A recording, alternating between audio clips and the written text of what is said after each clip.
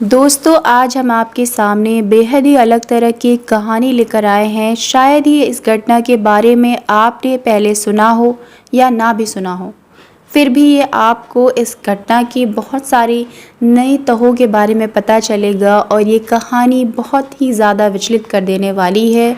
इसके बाद आप शायद ही हर किसी पर विश्वास करना छोड़ देंगे।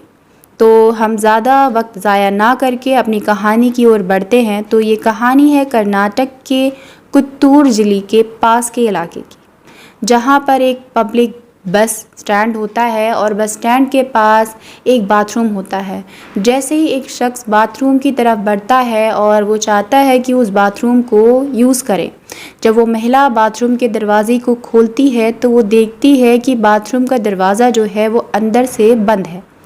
और जब बाथरूम का दरवाज़ा अंदर से बंद होता है तो वो थोड़ी देर इंतज़ार करती है कि बाथरूम के अंदर शायद कोई होगा। वो थोड़ी देर के बाद उस दरवाज़े को खोलेगा और ऐसे ही करते करते और भी महिलाएं उस महिला बात जो औरतों का बाथरूम होता है उसके बाहर इकट्ठा होने लगती है। और जब भीड़ बढ़ने लगती है तो ये लोग सोचते हैं कि आखिर जो बाथरूम है वो अंदर से क्यों बंद है। तो जब भीड़ इकट्ठा होती है और लोगों में बातें होने लगती है तो ये तय किया जाता है कि बाथरूम के दरवाजे को अब तोड़ दिया जाए। जब बाथरूम के दरवाजे को तोड़ा जाता है तो देखा जाता है कि अंदर का मंज़र बहुत ही ज़्यादा विचलित कर देने वाला होता है। बाथरूम के अंदर एक महिला की लाश पड़ी होती है और महिला के मुंह से सफ़ेद रंग का झाग निकल रहा होता है और शायद वो अब मृत अवस्था में थी और वो इस दुनिया में नहीं थी। लेकिन उससे भी ज़्यादा हैरान कर देने वाली जो बात थी वो ये थी कि वो महिला एक दुल्हन के लिबास में थी। वो महिला एक दुल्हन थी जो अब एक मृत अवस्था में पाई गई है। तो एक ये सवाल खड़ा होता है कि आखिर एक दुल्हन बस स्टैंड के पास इस तरह से मृत अवस्था में कैसे पाई गई। इस महिला के घर वाले कहाँ हैं। दुल्हन को तो शादी के मंडप में होना चाहिए या फिर अपने परिवार वालों को के साथ। तो वहाँ आसपास लोगों से पूछा जाता है कि क्या यह इनमें से आप में से किसी के साथ थी ये महिला। हो सकता है कि वो बाथरूम यूज़ करने आई हो और उसके साथ कोई घटना घटित हो गई हो। लेकिन यहाँ कहानी में और भी ज़्यादा चौंकाने वाली बात तब आती है कि उस महिला के साथ उस वक्त कोई भी नहीं होता है।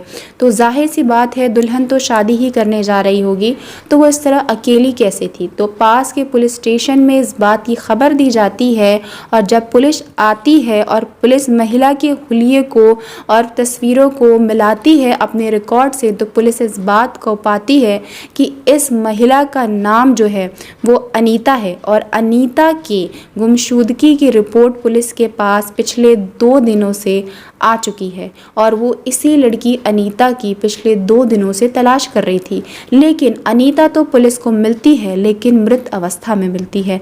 अब पुलिस अनीता के घर वालों को इस बात की खबर करती है कि उनकी लड़की की जो लाश है वो मिली है। उनकी लड़की मिल तो गई है लेकिन मृत अवस्था में मिली हुई है। तो जो अनीता के गांव वाले होते हैं वो बहुत ज़्यादा आक्रोश में आ जाते हैं और पुलिस स्टेशन के बाहर धरना देते हैं, क्योंकि उस समय दोस्तों इस तरह की घटनाएं बहुत ज़्यादा प्रचलित थी कि लड़कियों को बहला फुसलाकर उनके धर्म का परिवर्तन कर दिया जाता था। लड़कियों को अलग धर्म में ज़बरदस्ती शामिल कर दिया जाता था। तो गांव वालों को इस बात का डर था कि शायद अनीता को किसी लड़के ने बहला फुसलाकर अपने झांसे में ले लिया है और अनीता के साथ कोई गलत काम हुआ है। तो इसलिए अब गांव वाले ज़्यादा आक्रोश में आ गए थे और पुलिस को के लिए गांव वालों को शांत करना बहुत ही मुश्किल हो रहा था और पुलिस इस केस को रफ़ा दफ़ा तो बिल्कुल भी नहीं कर सकती थी।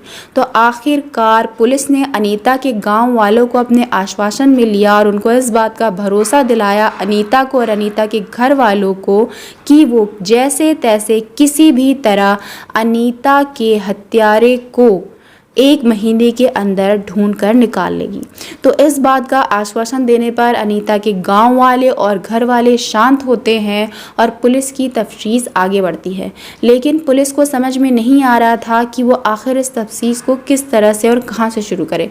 तो पुलिस के पास जो सबसे बड़ा हथियार होता है वो होता है अनीता का मोबाइल। तो अनीता के मोबाइल की डिटेल्स निकालने पर, कॉल की डिटेल्स निकालने पर पुलिस को ये पता चलता है कि अनीता काफ़ी दिनों से रात के वक्त किसी दूसरी महिला से फ़ोन पर बात किया करती थी। तो आखिर वो दूसरी महिला कौन थी और अनीता उस दूसरी महिला से फ़ोन पर इतनी देर तक क्यों बातें किया करती थी। तो उस बात का पता लगाती है और उस नंबर को पुलिस निकलवाती है। तो वो नंबर जो होता है वो कावेरी नाम की किसी महिला का होता है। और जब कावेरी नाम की महिला का पुलिस डिटेल निकालती है और कावेरी नाम की महिला के घर पर पहुंचती है तो पुलिस इस बात को पाती है कि कई दिनों से जो कावेरी है वो अपने घर से लापता है। और कावेरी के घर वाले पुलिस को बताते हैं कि उन्होंने कावेरी के गुमशुदा होने की रिपोर्ट बहुत पहले ही पुलिस स्टेशन में लिखवा दी है। वो चाहे तो इस बात को जाकर चेक कर सकते हैं, वो इस बात की तफ्तीश कर सकते हैं। तो जब पुलिस को अब भी यहाँ कुछ नहीं मिलता है और पुलिस के हाथ खाली हो जाते हैं, लेकिन पुलिस अब फिर भी हिम्मत नहीं हारती है। अब पुलिस कावेरी के जो फ़ोन की डिटेल्स हैं वो निकलवाती है कि शायद उन्हें यहाँ से कोई सुराग मिल जाए। अब पुलिस के ऊपर प्रेशर बढ़ता ही जा रहा था। तो जैसे ही कावेरी के फ़ोन की डिटेल्स निकाली जाती है तो पुलिस को पता चलता है कि कावेरी भी काफ़ी दिनों से एक युवती से फ़ोन पर रात को घंटों बातें किया करती है। और जब कावेरी के फ़ोन की डिटेल्स निकाली जाती है तो पुलिस को पता चलता है कि कावेरी पुष्पा नाम की किसी लड़की से काफ़ी दिनों से बात कर रही होती है। जब पुष्पा के बारे में पता लगाया जाता है तो पुष्पा भी काफ़ी दिनों से अपने घर से लापता होती है। अब पुलिस को समझ में नहीं आ रहा था, ये जो मामला है ये बिल्कुल आसान मामला नहीं है, ये बहुत अलग तरह का मामला है। हो सकता है पुलिस का सारा जो शक था वो किसी सेक्स रैकेट के ऊपर जा रहा था कि शायद इन महिलाओं को किसी दूसरी महिला ने बहला फुसला कर किसी सेक्स रैकेट में शामिल कर लिया है और वो किसी दलदल में फंस गई हैं और अब वो वापस नहीं आ पा रही हैं। तो पुलिस का सारा शक किसी सेक्स रैकेट की तरफ होता है। तो पुलिस करती क्या है, तो पुलिस को इस बात का पता चलता है कि जिन नंबरों से ये जो महिलाएं बात कर रही थी, नंबर तो अलग अलग थे लेकिन मोबाइल एक था। और जो मोबाइल था उसका IMEI नंबर जो था वो पुलिस निकलवा लेती है। तो पुलिस को उस IMEI नंबर से उस फ़ोन के पास पहुंचने में बहुत ज़्यादा आसान हो जाती है। तो दोस्तों होता ये है कि एक मोबाइल में हम अलग अलग सिम कार्ड तो लगा सकते हैं लेकिन मोबाइल का जो नंबर होता है वो बिल्कुल अलग होता है, IMEI नंबर। तो उस नंबर के द्वारा पुलिस उस शख्स तक पहुंचना चाहती है। तो पुलिस जब उस फ़ोन का IMEI नंबर निकालती है और उस मोबाइल के जिस मोबाइल को जिसने ख़रीदा था उस शख्स के पास पहुंचती है तो पुलिस को पता चलता है कि जिस शख्स का वो मोबाइल है वो एक बहुत टूटी फूटी झोपड़ी होती है और एक बहुत छोटा सा गांव होता है। वहाँ एक बहुत ही गरीब परिवार रहा होता है। तो उनको देखकर पुलिस को बिल्कुल भी शक नहीं होता है कि ये कोई क्राइम कर सकते हैं या किसी क्राइम का हिस्सा भी हो सकते हैं, क्योंकि वो बहुत ही साधारण मामूली गरीब परिवार होता है। तो फिर जब पुलिस आगे की तफ्तीश करती है तो पुलिस को पता चलता है कि उस शख्स ने मोबाइल तो ख़रीदा था लेकिन उस मोबाइल को उसने अपने किसी रिश्तेदार को भेंट स्वरूप दे दिया है। अब पुलिस उस शख्स के उसके रिश्तेदार का पता मांगती है और उस रिश्तेदार तक पहुंचती है जिसका नाम मोहन होता है। तब पुलिस जब मोहन के पास पहुंचती है तो वो देखती है कि वो बहुत ही छोटा सा प्राइमरी स्कूल होता है और वो एक प्राइमरी स्कूल का टीचर होता है जिससे आसपास के लोग बहुत प्यार करते हैं, बहुत सम्मान देते हैं और कहते हैं कि वो उनकी हर बात पे मदद करता है और वो काफ़ी मदद करने वाला व्यक्ति है और कोई भी उसके बारे में बुरा नहीं बोलता है। तो पुलिस कुछ शक के आधार पर मोहन को गिरफ्तार कर लेती है, उस मोहन से कुछ पूछताछ करना चाहती है।